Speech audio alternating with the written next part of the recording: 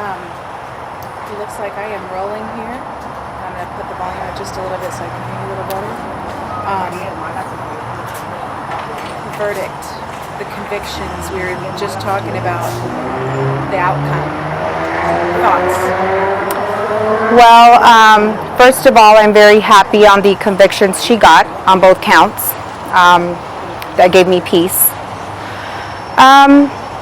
I can't hate anybody or judge anybody on the sentencing she got. Do I agree with it? No. But I'm okay with it. Only God knows what she's been through, and I'm nobody to judge her or anybody else. So I do have peace. I have peace, and it doesn't change the fact. Her sentencing, I don't think, changes the fact on her convictions. She got convicted on my count, which was aggravated assault with a deadly weapon, and then she got convicted for murder.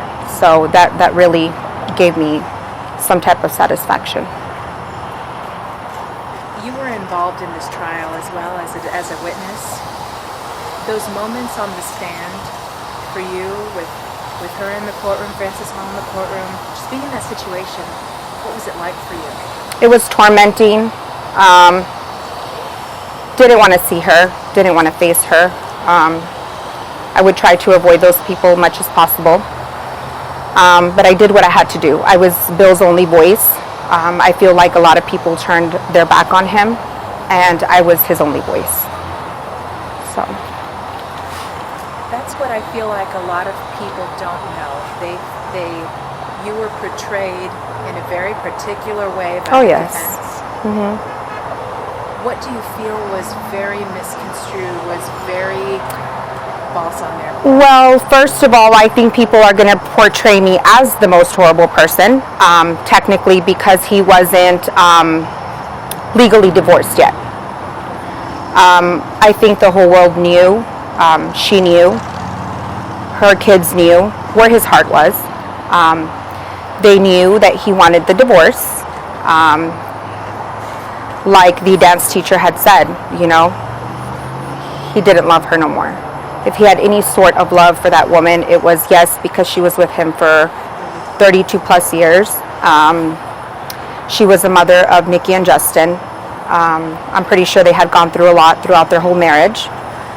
So I don't blame, me as being the side person, or people portraying me as that character, or as that mistress. It doesn't bother me at all. I knew a lot about his life. I was with him every day. I have a pretty thick skin. So whatever I've read on the media, vice versa, it doesn't bother me whatsoever. It doesn't have no effect on my life. I won't let it affect me in any way. I love this man with everything I have. I still do. I miss him tremendously. His life didn't have a price tag and never will. Years that she got sentenced doesn't have a price tag. I just wish he was here. I wish he was here for everybody, for his kids, for his grandkids, for everyone. So what people think of me, that's their own opinion, and I have no control over that. But I know who I am. I'm a good person. I never mean no harm on anybody, and never once confronted his kids. I did see that Nikki testified and said I had threatened her personally to tell her and her brother about what me and her father were doing. I don't think that would ever even be my place, period. I would never threaten anybody in that way. That's hurtful. That's mean. That's evil. So that was 100% made up? Yes, that was. I've never even spoken to Nikki or Justin. The whole manicure thing, I thought that was funny. Just because there was never once that I didn't have money in my pocket to not go get my nails done. I mean, I think being with a man with that capacity of money and that, I've never asked him for money for nails. And then second, people who really know me, they know I don't get manicures. So that was a lie. So yeah, I just feel like people portray me as the most horrible person. Had he been divorced, freshly divorced, I don't think I'd be bashed that bad, you know. He was separated. He was going through a separation, through a divorce. I mean, not just because somebody is going through that means I'm going to leave him, you know. My plans were to never leave this man. I wanted to have a family with him. My plans were to get married, to have a home, and to live the rest of my life with this man. And that got taken away from me. It got robbed. And I'll never know what it's like to be with him like that. So. Do you feel that they lied to help in the sentencing part? A lot of these allegations were during that sentencing. Yes, I do. Like I said, what Nikki said was a lie. Never had any type of contact with her, not even on the phone. Justin was the only one that really never called me, never texted me. Nikki did. You know, Nikki left me that Fish's voicemail. And Francis would bother me too. And what takes me by surprise is that they just showed what I texted her in the fight that we had, but they completely take out what she was texting me. So I thought that was unfair, you know. What did she text you? Just the whole thing about me sending those butt pictures. There was a story behind that. She would taunt me and say how ugly my butt was, and you know, that it had dimples, that I was a toilet broken seat, you know. And so I mean, I just proved her wrong, you know. She actually started that whole texting argument. So I was just defending myself, and never once did I threaten her. I never once threatened that woman. Never once told her I was going to her house to bash her windows like she did to me. Never once anything. I've never bothered her. Didn't have a reason to. Like when she said that I kept bothering her and she just wanted to confront me. Well, what type of way was that for you to confront somebody and take a life? You know? You had so many opportunities to confront me. So many. Why like that? You know? Why like that? In trial, it was said she found out about you and Bill 3 weeks before. And when you That's a lie. And when you say you had so many opportunities, That's a lie. it sounds like she knew a long time ago. Yes, and that's a lie because they've had problems for a long time. Like I said, when I first met Bill, months later, I asked him if he was married. He told me yes, but I'm going through a separation. I'm going to get a divorce. And I felt like it was my place. It wasn't my place, excuse me, to keep taunting him and keep asking him about his marriage and his separation. I didn't want to get involved. I didn't want to get involved with the company. I didn't want to get involved with his kids. I have text messages from Bill where he would text me and say, Nikki wants to meet with you. And I would tell him, well, why? Why does she want to meet with me? I have nothing to tell her, you know? So like she said on the stand, I wanted to confront this woman. Well, you had plenty of other opportunities to confront me. There was times when we'd be at the movies and she was blowing up Bill's phone.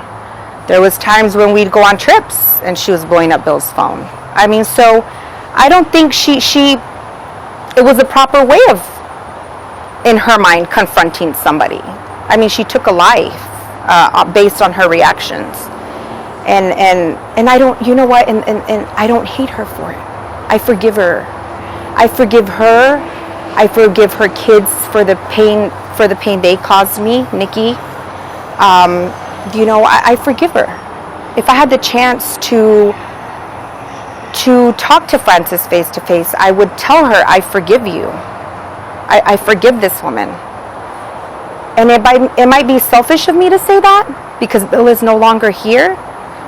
But at the same token, I know Bill wouldn't want her and I to be at each other's throats, massively at each other's throats. You know, he would always try and bring peace to everybody. He would try and tell her, you need to leave her alone. You know, she's not calling you, she's not texting you, stuff like that. He would say, if they call you, they text you, don't even respond. Don't pay no attention. And I said, that's fine. That's fine. You know, it's hard to not protect yourself, you know, but I was completely fine with it. You know, I didn't want to make their divorce or their separation any worse. So. I know you probably think about the night, October 10th, a lot, about what happened, about what was maybe done right before. If you don't mind me asking, were you with Bill right before the accident happened? Yes, I actually have a picture on my phone where it was his last nap on our bed. We were napping. He was tired. We had gone to one of his doctor's appointments. We had gone to the Harley Davidson store to buy clothes and whatnot for our bike rally that weekend.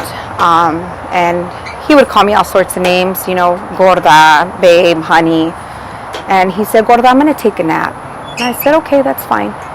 And he took a nap. He was actually laying with the dog, the dog that he gave me for our second anniversary.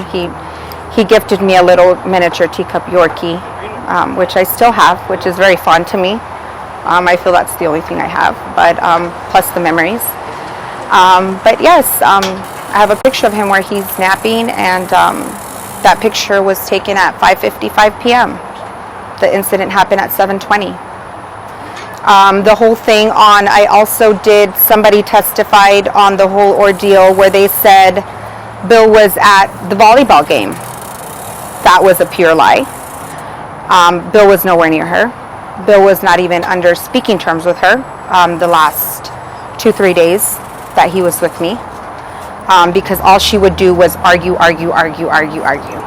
And Bill was the type that he would just sit there and listen, and then he would tell you, are you done? Then he'd hang up the phone. That was his way of just not arguing. But yeah, I feel like a lot of stuff was said that was not true. But then again, I can't control other people. I can't control what they think of me. Everybody is entitled to their own opinions. But I know where I stood with this man. His wife Frances knew where she stood with him. His kids Nikki and Justin knew where I stood, where he stood. And I think it was just hard for her to let go. You know, 32 years, the only man you've ever loved, been with, slept with, was married to. I'm pretty sure it was hard. And I don't bash her in any way for being angry. I don't blame her for being enraged. But there was so many other ways to go around this. So divorce him. Fight for half of the estate. I would tell her, if the money is bothering you so much, keep it all. Bill would get so upset with me, and he was like, whoa, what do you mean, keep it all? He's like, I worked hard for that company too. And I'm like, well, I mean, it seems to me like she just worried about the money and the properties and the house and the business. And that was one thing that they had agreed upon, was to not touch the business, because the business was the one distributing and supporting everybody. So yes, I don't agree with what everybody has said about me. Do I think about it? Does it hurt my feelings? Yes, it does. Do I let it affect me? No, it's totally irrelevant in my life. I will never let what other people think about me affect me in any way, shape, or form, because I know the type of person I am. And I'm not a mean person. I would never hurt anybody intentionally. And I don't feel like I intentionally hurt her. You know, if I'm ever guilty about anything, it's about falling in love with him and loving him with everything I had. And I will never regret my life with him. I won't regret the time I spent with him. And I won't regret him at all. I will never let nobody rob me of my memories. ever. Maybe my final question, Bonnie. I know it can't be completely, the same as when you're in the heat of the moment during that accident, right? It's like Yes. you might remember things Yes. months down the road. You're like, oh my gosh, this might have happened. I initially thought it was like this, but I would like your account on what happened. It's okay. Well, it all boiled down to him asking for the divorce. We were living together at the time of his death. We were going down 1604. She hit him. She started hitting me first, actually, and then she hit him. And then I saw him fly. What scared me even more is that she didn't stop. I mean, if you call it an accident, I think anybody that would be involved in some sort of accident, I think anybody would have stopped. There's just no way that she didn't see him fly off that bike. There's no way that she didn't see or feel her truck hit him. And for her to sit there and say, well, I didn't see that my window had been bashed in, how do you not see that? It's not a little cycle that hit you. It's a big motorcycle that bashed your window in, And for her not to stop and think about him for 1 second, that was scary to me. Because God forbid had I flipped over, God forbid had I gotten into an accident, my car would have blown up in flames, or I would have been a vegetable, or been living with one leg cut off. What was my daughter going to do? She wasn't thinking about nobody. In that point in time, I think she was in a tunnel, in a vision. And she wasn't thinking about nobody. I don't even think she was thinking about her own kids, about her grandbabies. She was definitely not thinking about Bill, because she didn't stop to see, I hit somebody. You're going 70 miles an hour. You know you harmed that person. Is he alive? Is he dead? And she didn't stop. She says Bill was at the volleyball game with her. How did you all intertwine? Well, that's a lie. When I say Bill was at the volleyball game, Bill was never nowhere near her. That day, me and Bill woke up. We showered. I went to one of his doctors with him off of 410. We went to go eat at Papa Do's. We then went to the Harley Davidson store. We bought like $600 worth of, jackets, gloves, scarves, whatnot, to go to the bike rally that weekend with Hank and his family. And so that theory that she has in her head, or whoever made that theory up, that Bill was with her at the volleyball game, is pure crap, because Bill was never there. Like I said, I have a picture on my phone where he's resting in our bed at 5:55. So I wish they could have told me where along the way was Bill over there. How did you all intersect? Well, we didn't intersect. That's the thing. We never intersected. We were going down 1604 towards 35. And we were going, and I felt somebody hit me from behind, and my first instinct was to think it's an accident, somebody hit me from behind. And then I felt the hit again, and I said, okay, I looked through my rearview mirror, and I looked back, and it was her. She just kept smashing me until she threw me onto oncoming traffic, managed to get on the right side. Then I saw her speeding up, and I saw her getting closer to Bill. I thought in my head, she doesn't have the heart to do it. I was on the phone, I was yelling, I was crying. I didn't know what to do. And then when I saw her hit Bill and she didn't stop, that just completely just took me by surprise. My head was I was wow. So she somehow followed you guys. Yeah, but what I think happened is that she was coming out of the volleyball game, and we were going this way, and she was coming this way, and I believe she saw us. And somewhere along the road, she did the U-turn. Because it doesn't make no sense. If Bill was at the volleyball game with her, Bill would have been going this way and not this way. Get what I'm saying? So it completely just doesn't make sense, you know. But of course, do I feel like they're gonna lie to get her out of whatever she got out of? Yes, I do. But then again, I'm entitled to my own opinions. Like I said, do I agree with the sentencing? No, I don't. Am I okay with it? Yes, I am. Am I at peace with it? Yes.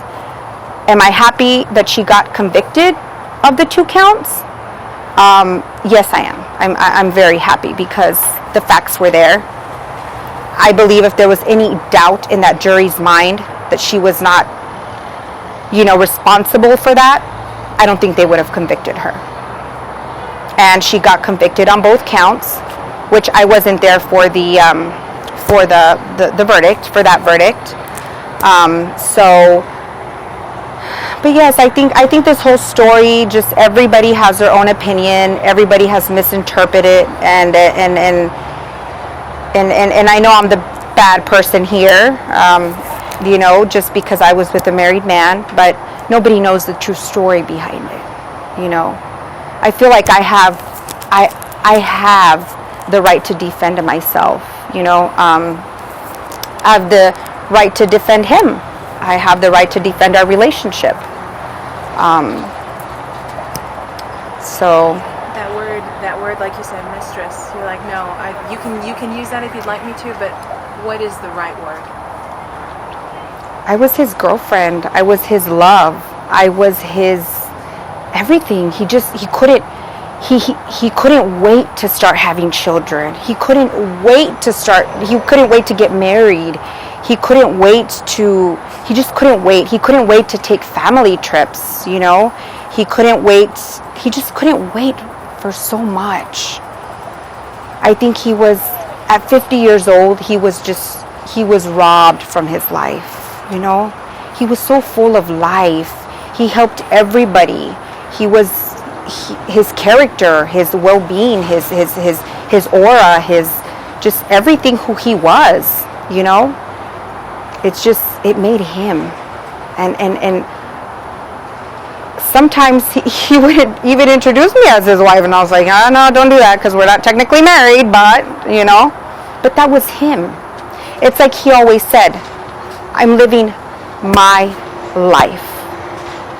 I'm not living Francis's life. I'm not living Nikki's life. I'm not living Justin's life. I'm not living your life. I'm not living anybody else's life. I'm living my life. My life. Anything else we missed, Bonnie? I know you have to go, and I'm sorry to have taken so long, but you're fine. Anything else that we missed that's important for us to know? No. I think we kind of covered everything, you know, just like I said, I have that title because he wasn't legally divorced. So, and like I said before, and I'll say it again, I'll never let anybody else's opinion affect my life. You're staying strong. Well, thank you very much, Bonnie. Thank you so much. I really do appreciate you talking with me. Thank you so much.